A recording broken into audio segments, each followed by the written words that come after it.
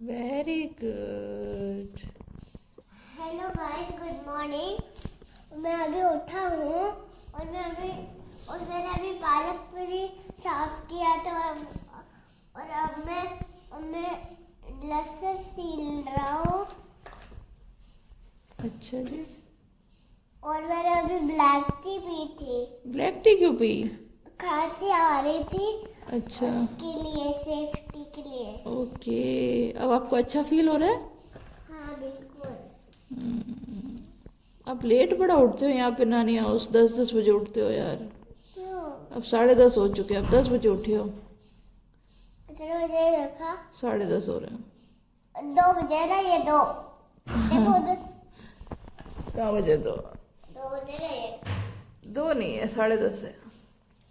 अच्छा ठीक है। आप 10:30 की उठते हो? दिल्ली तो आप सुबह सुबह 7 बजे, कभी 6 बजे उठ जाते हो, 8 बजे।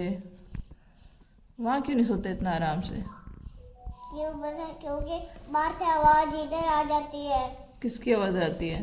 बेड आंटी पटक पटक के फेंकती है बर्तन, फोड़ती है। हैं? वो मेड आंटी आवाज करती है, बर्तन फेंकती है पटक पटक के, भावे न गीता सुबह सुबह बर्तन धोवे टोकरी वाली करे, धमीड़ धमीड़ करे जगह बेटी। मेड आंटी रहती थी, पटक पटक के बर्तन धोती है, अरे यार, डिस्टर्ब कर देती है मेरे छोटू को, है ना, सारी नींद नहीं खराब कर देती है। क्या करे आंटी का। Hi guys, good morning and very very welcome back to our channel Rajneeja blogs में आपका एक बार फिर से स्वागत करते हैं। और अभी मैं जोधपुर हूँ, जोधपुर से ब्लॉग कर रही हूँ। टाइम हो रहा है 11:30 पौने 12 के आसपास हो रहा है। मैंने ब्रेकफास्ट वगैरह बना लिया है, सब ने कर लिया है, सब अपने अपने काम पे जा चुके हैं। और बस मैं और पीयू बैठे हैं यहाँ पे, धूप सेक रहे हैं क्योंकि घर के अंदर बहुत ही भयंकर ठंड लग रही है, बहुत भयंकर। और बाहर बहुत ही भयंकर धूप लग रही है कि मतलब आप नहीं बैठ सकते, 5 मिनट से ज़्यादा आप धूप में कंटिन्यू बैठ ही नहीं सकते हो। तो अच्छा मैं बैठी हूँ क्योंकि वहाँ पे दिल्ली में धूप तो आती नहीं है, तो थोड़ा सा अपना विटामिन डी बढ़ा लेते हैं।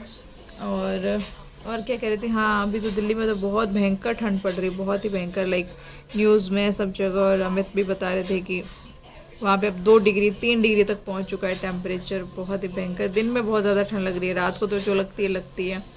और यहाँ पे ठंड तो कम है, लेकिन यार पता नहीं, घर बहुत ठंडे रहते हैं ना अंदर से, तो घर बहुत ज़्यादा ठंडा है और बाहर तो बहुत भयंकर धूप है। और अभी खाना वाना तो बनाना है, बनाऊंगी थोड़ी देर से, सोचा थोड़ा सा व्लॉग एडिट कर दो। 12 बज चुके हैं, मतलब बजने वाले ही ऑलमोस्ट। बनाऊंगी तब तक तो काफ़ी लेट हो जाएगा व्लॉग आज का भी, और टाइम नहीं मिल पा रहा है यार बनाने का। और दूसरा, जब भी थोड़ा बहुत टाइम मिलता है तो मन नहीं करता, तो ऐसे टाइम निकल जाता है। शाम को थोड़ा बहुत चले जाते हैं उधर मामा के घर, दिव्या। अच्छा एक्चुअली हाँ, एक बात और क्लियर करना था मुझे कि जो मेरे यहाँ पे रहते हैं ना जोधपुर में, हमारे घर के पास जो मामा रहते हैं, दिव्या है जो मेरी कज़िन है, आपको व्लॉग्स में बहुत ज़्यादा दिखती होगी। तो बहुत सारे लोगों को कन्फ्यूज़न है क्योंकि उसके पापा भी पुलिस डिपार्टमेंट में थे, और जो मेरे अभी मामा रिसेंट जो गए हैं वो भी पुलिस डिपार्टमेंट में है, तो बहुत सारे लोगों को कन्फ्यूजन है।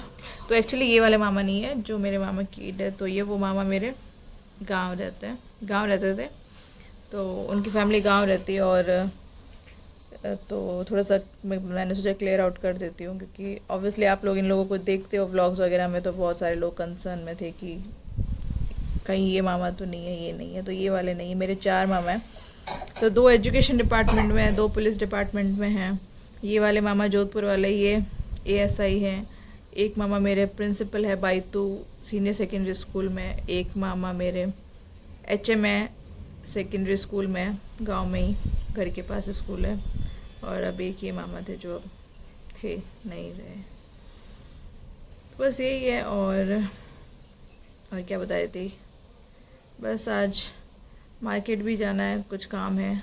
क्या है वो मैं आपको जब जाएंगे तब बताती हूँ, गाड़ी में रास्ते में ही बताती हूँ, डिस्कस करते हैं। और अभी थोड़ी देर व्लॉग एडिट कर देती हूँ यार, बहुत लेट हो जाएगा, 2 बजे तक पहुँचेगा आप लोगों के पास।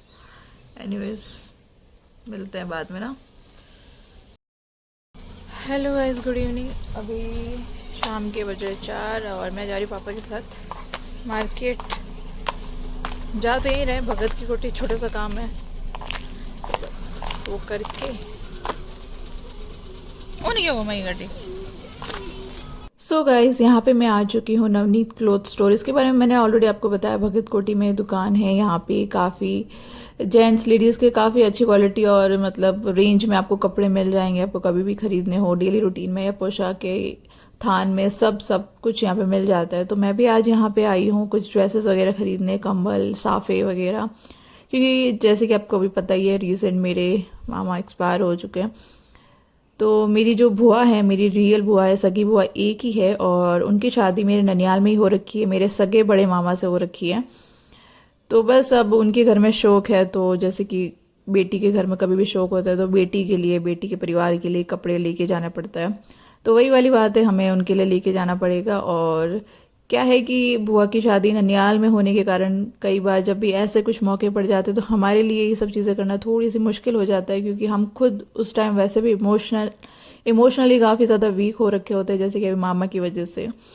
तो यार ये सब चीज़ें करने का मन भी नहीं होता है। हालांकि बुआ की शादी कहीं और परिवार में हो रखी होती तो शायद हमें इतना फ़र्क नहीं पड़ता, क्योंकि हमें उनके सास ससुर या देवर जेठ से हम लोग इतने मिले हुए नहीं होते, या हम उनको इतना अच्छे से नहीं जानते, तो हमें इतना फ़र्क नहीं पड़ता। लेकिन ये तो मेरे सगे मामा थे, तो हम खुद इतना डिस्टर्ब है मेंटली और इमोशनली।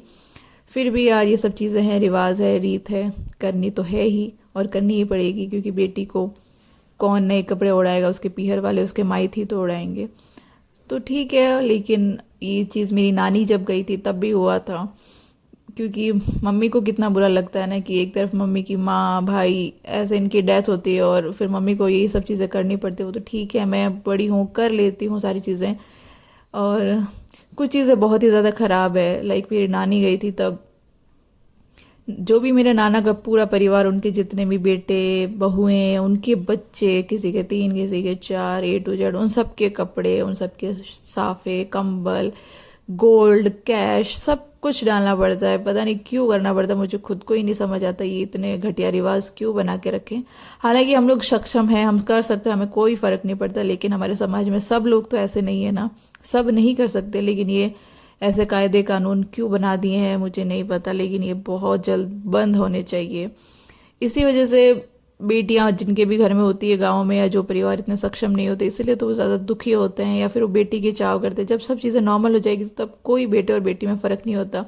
वरना बेटी होते उनको सारी अगले 50-60 साल की जो भी सारी चीज़ें होती हैं उनको सब दिमाग में आ जाती है कि वो ज़िंदगी भर बेटी का करते भी रहेंगे, तब भी बेटी का कभी काम ख़त्म ही नहीं होता है। बेटी तक को, बेटी के परिवार तक को तो करने का समझ आता है, लेकिन जो पीछे पूरा खानदान होता है उसको हर वक्त, हर समय, हर छोटे से छोटे फंक्शन में तो कभी दादा ससुर, दादी ससुर, सास ससुर, कोई जेठ देवर, उनकी बीवी, अड़ोसी पड़ोसी, काका बड्डा ताऊ, कब तक, मतलब कितना करेंगे ना, पीहर वाले भी कितना करेंगे। उसका बच्चा हो गया, जापा हो गया, उसको सीख देती, या उसका कभी तीज का उद्यापन, कभी ये उद्यापन, कभी वो उद्यापन, तो पूरे पीछे खानदान की हर समय हर वक्त भरपाई करना पॉसिबल नहीं होता हर परिवार के लिए।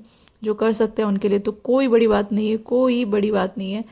और मैं तो कहती हूँ बेटी और बहन को जितना दिया जाए उतना ही कम है। दिया बेटी बहन को तो दिया दुगना क्या चौगुना होता है, लेकिन जो पीछे जो उसका खानदान होता है, मुंह फाड़ के बैठे रहते हैं, उनका मुझे बिल्कुल समझ नहीं आता। रिसेंट ही पिछले साल मेरी दादी सास की डेथ हुई थी, तो मतलब परिवार वालों को तो कुछ नहीं, लेकिन जो साइड वाले लोग उनको बड़ी वो दिक्कत हो रही थी कि क्यों सबके लिए वो डावनी नहीं आई, क्यों सबके लिए नहीं आया, क्योंकि उनको पता है कि फ्री फंड में उनको भी एक ड्रेस तो मिल ही जाएगी, तो क्यों नहीं।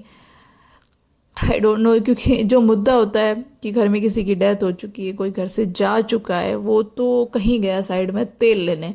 मुद्दा ये आ जाता है कि किसके घर से क्या आया है, कितना आया है, कैसा आया है। और क्या मतलब, मेरे पास वर्ड्स नहीं है इन सब चीज़ों के लिए। जो हमारे समाज के सुधारक बन के बैठे, मुझे नहीं समझ आती वो समाज में क्या सुधार ला रहे हैं। ये जब तक सारी चीज़ें सुधरेगी नहीं या ख़त्म नहीं होगी, बंद नहीं होगी, तब तक वैसे भी कुछ नहीं होना है। मैंने तो कई जगह देखा है कि बेटियां लड़ती है, झगड़ती हैं अपने माँ बाप से कि मेरे लिए इतना लाओ, क्योंकि मेरी देवरानी के इतना आ रहा है, जेठानी के इतना आ रहा है। बेचारी वो भी क्या करे, मतलब उसको भी अपनी इज्जत, अपने माँ बाप की इज्जत प्यारी होती कि उसके ससुराल में उसकी इंसल्ट ना हो, उसके पेरेंट्स की इंसल्ट ना हो कि तेरे माइतों ने कुछ नहीं किया, तेरे परिवार वालों ने कुछ भी नहीं दिया। तो वो भी एक तरह से मजबूर होती है। अगर ये सारी चीज़ें बंद हो जाए तो ऑब्वियसली वो भी इतना सब कुछ क्यों करेगी और क्यों इतनी डिमांड्स करेगी। तो यार क्या बताऊँ, बहुत बुरा लगता है, बहुत ही ज़्यादा बुरा लगता है।